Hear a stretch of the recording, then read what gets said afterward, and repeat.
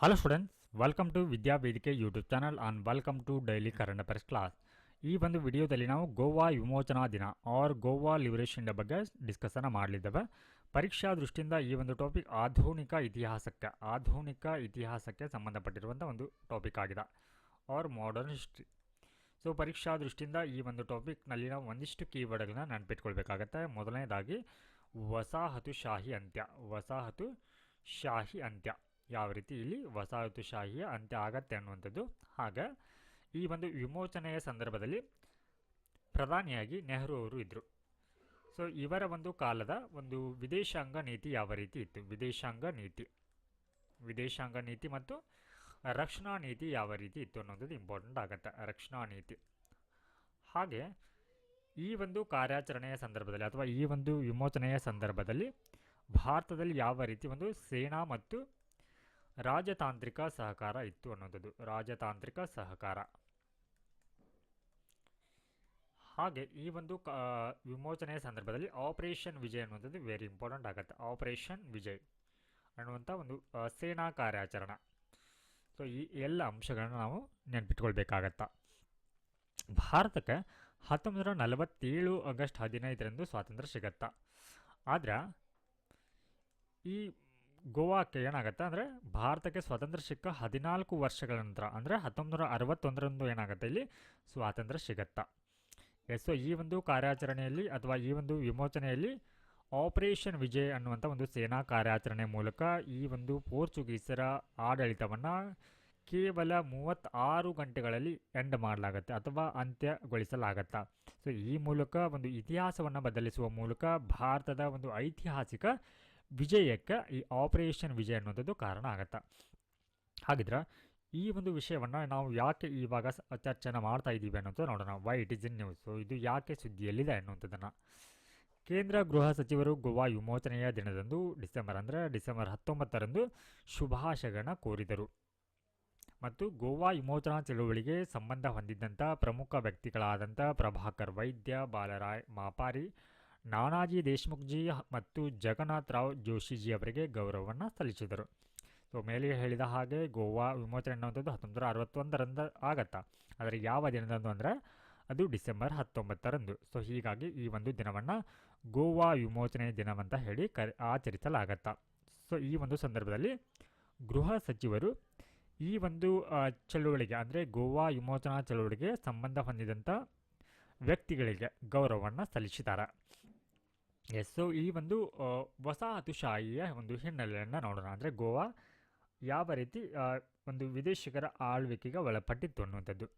So ಇಲ್ಲಿ 1498ರಲ್ಲಿ ಏನಾಗುತ್ತೆ, ವಾಸ್ಕೋಡ್ gamma ಭಾರತಕ್ಕೆ ಆಗಮನವನ್ನು ಮಾಡ್ತಾನೆ. ಸೊ ಈ ಮೂಲಕ ಭಾರತಕ್ಕೆ ಪೋರ್ಚುಗೀಸರ ಆಗಮನ ಆಗತ್ತಾ.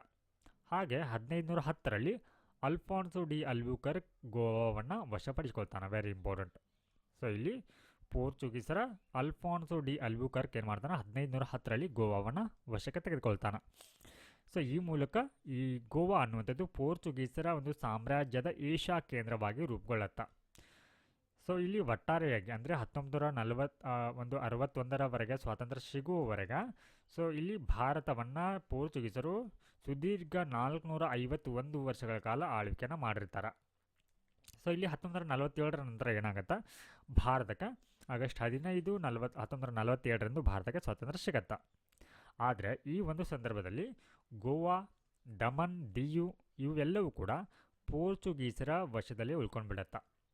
ಸೊ ಇವುಗಳು ಈ ಪ್ರದೇಶಗಳನ್ನ ಭಾರತಕ್ಕೆ ಬಿಟ್ಕೊಡ್ಲಿಕ್ಕೆ ಸಿದ್ಧರಿರೋದಿಲ್ಲ. ಸೊ ಇವುಗಳನ್ನ ಅವರು ಭಾರತದ ಭಾಗ ಅಂತ ಹೇಳಿ ಒಪ್ಪಲಿಕ್ಕೆ ತಯಾರಿರಲಿಲ್ಲ. ಸೊ ಇದಕ್ಕೆ ಸಂಬಂಧಪಟ್ಟಂತೆ ಅಂದರೆ ಈ ಒಂದು ಪ್ರದೇಶಗಳನ್ನ ಭಾರತಕ್ಕೆ ಸೇರಿಸಿಕೊಳ್ಬೇಕಂತ ಹೇಳಿ ಭಾರತ ಹಲವಾರು ಒಂದು ರಾಜತಾಂತ್ರಿಕ ಪ್ರಯತ್ನಗಳನ್ನ ಮಾಡುತ್ತಾ. ಸೊ ಅದರ ಭಾಗವಾಗಿ ಹಲವಾರು ಮಾತುಕತೆಗಳನ್ನು ಕೂಡ ಅದರೊಟ್ಟಿಗೆ ನಡೆಸುತ್ತಾ. ಆದರೆ ಇಲ್ಲಿ ಪೋರ್ಚುಗೀಸರ ಆಗಿನ ಸಂದರ್ಭದಲ್ಲಿ ಪೋರ್ಚುಗೀಸರ ಗವರ್ನರ್ ಜನರಲ್ ಆಗಿದ್ದಂಥ ವಾಸಾಲ ಡಾ ಸಿಲ್ವಾ ಅವರು ಏನು ಮಾಡ್ತಾರೆ, ಇದನ್ನು ರಿಜೆಕ್ಟ್ ಮಾಡ್ತಾರೆ. ಹಾಗೆ ಇಲ್ಲಿ ಏನಾಗುತ್ತೆ, ಈ ಮೂಲಕ ಶಾಂತಿಯುತವಾಗಿ ಬಗೆಹರಿಸಿಕೊಳ್ಳಬೇಕಾದಂಥ ಈ ಒಂದು ವಿವಾದವನ್ನು ಇಲ್ಲಿ ಏನಾಗುತ್ತೆ, ಇದು ಪರಿಹಾರ ಕಾಣದೆ ಏನಾಗುತ್ತೆ, ವಿಫಲ ಆಗತ್ತಾ.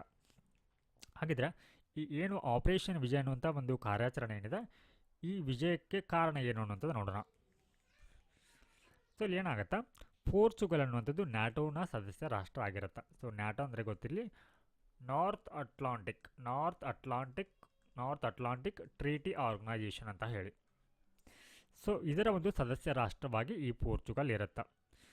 ಸೊ ಇಲ್ಲಿ ಪೋರ್ಚುಗಲ್ ಈ ಒಂದು ನ್ಯಾಟೋನ ಸದಸ್ಯ ರಾಷ್ಟ್ರವಾಗಿರೋದ್ರಿಂದ ಏನು ಬೆನಿಫಿಟ್ ಇರುತ್ತೆ ಅಂದರೆ ಈ ಒಂದು ಪೋರ್ಚುಗಲ್ಗೆ, ಸೊ ಏನು ಈ ಒಂದು ನ್ಯಾಟೋನ ಅಥವಾ ಈ ಒಂದು ನಾರ್ತ್ ಅಟ್ಲಾಂಟಿಕ್ ಟ್ರೀಟಿನ ಸದಸ್ಯ ರಾಷ್ಟ್ರಗಳೇನಿರುತ್ತೆ, ಇನ್ನುಳಿದ ಸದಸ್ಯ ರಾಷ್ಟ್ರಗಳು, ಸೊ ಇವುಗಳು ಏನು ಮಾಡುತ್ತಾ ಈ ಪೋರ್ಚುಗಲ್ಗೆ ಅಥವಾ ಯಾವುದೇ ಆ ಒಂದು ಸದಸ್ಯ ರಾಷ್ಟ್ರಕ್ಕೆ ಏನಾದರೂ ಅಪಾಯ ಬಂದಂಥ ಸಂದರ್ಭದಲ್ಲಿ ಏನು ಮಾಡುತ್ತೆ, ಅದಕ್ಕೆ ರಾಜಕೀಯ ಮತ್ತು ಮಿಲಿಟ್ರಿ ವಿಧಾನಗಳ ಮೂಲಕ ಏನು ಮಾಡ್ತಾ ಇತ್ತು ಅಂತಂದರೆ ಇಲ್ಲಿ ಅದಕ್ಕೆ ರಕ್ಷಣೆಯನ್ನು ನೀಡ್ತಾ ಇತ್ತು. ಸೊ ಹೀಗಾಗಿ ಏನಾಗ್ಬೋದು, ಇಲ್ಲಿ ಭಾರತವು ಕೂಡ ಇದರ ಮೇಲೆ ಮಿಲಿಟ್ರಿಯನ್ನು ದಾಳಿಯನ್ನು ಮಾಡಿದ್ರೆ, ಸೊ ಈ ದೇಶದ ಅಥವಾ ಈ ಒಂದು ಆರ್ಗನೈಜೇಷನ್ನ ಸದಸ್ಯ ರಾಷ್ಟ್ರಗಳು ಕೂಡ ಸೊ ಇದರ ಪರವಾಗಿ ಅಂದರೆ ಪೋರ್ಚುಗಲ್ನ ಪರವಾಗಿ ಬರಬಹುದು ಅನ್ನುವಂಥ ಕಾರಣಕ್ಕಾಗಿ ಮೊದಲು ಏನು ಮಾಡ್ತಾರೆ, ನೆಹರು ಅವರು ಸೈನಿಕ ಕ್ರಮಕ್ಕೆ ಹಿಂಜರಿಕೆಯನ್ನು ಹಾಕಿರ್ತಾರೆ.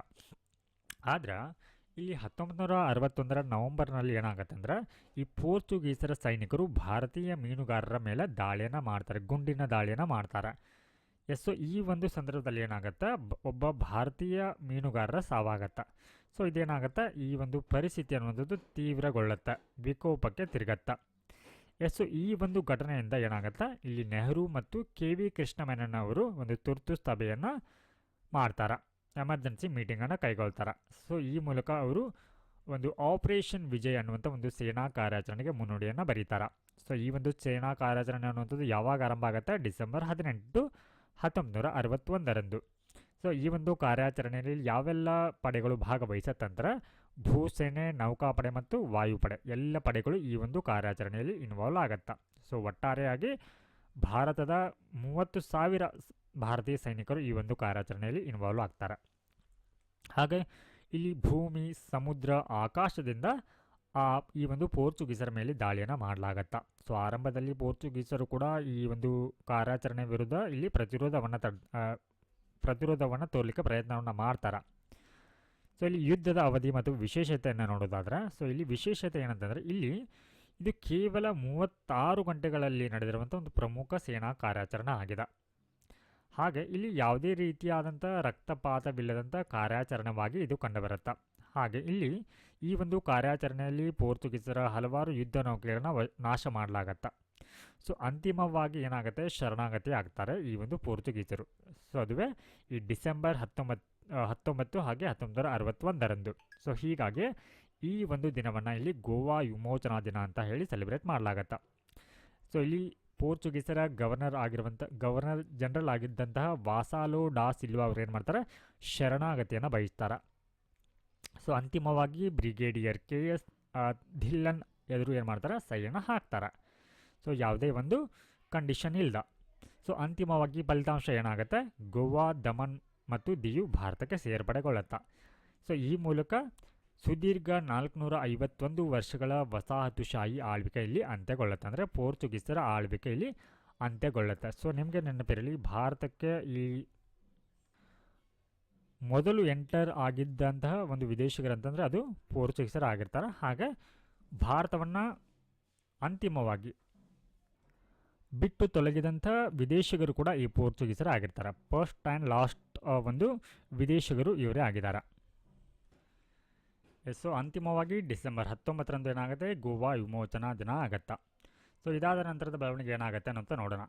ಸೊ ಮೇ 30, 1987 ಏನು ಮಾಡಲಾಗುತ್ತೆ, ಗೋವಾಕ್ಕೆ ಪೂರ್ಣ ರಾಜ್ಯದ ಸ್ಥಾನಮಾನವನ್ನು ನೀಡಲಾಗುತ್ತೆ. ಈ ಮೂಲಕ ಗೋವಾ ಅನ್ನುವಂಥದ್ದು ಭಾರತದ 25ನೇ ರಾಜ್ಯವಾಗಿ ರೂಪುಗೊಳ್ಳುತ್ತೆ. ಈ ಕರೆಂಟ್ ಅಫೇರ್ಸ್ನ ಕ್ಲಾಸ್ನ PDF ನಿಮಗೆ ಬೇಕಾಗಿದ್ದರೆ, ಸೊ ವಿದ್ಯಾವೇದಿಕೆ ಅನ್ನುವಂಥ ಒಂದು ಟೆಲಿಗ್ರಾಮ್ ಚಾನಲ್ ಇದೆ. ವಿದ್ಯಾವೇದಿಕೆ ಅನ್ನುವಂಥ ಟೆಲಿಗ್ರಾಮ್ ಚಾನಲ್ಗೆ ಜಾಯ್ನ್ ಆಗುವ ಮೂಲಕ ಈ ಒಂದು PDF ನೀವು ಫ್ರೀಯಾಗಿ ಪಡ್ಕೊಳ್ಬೋದು.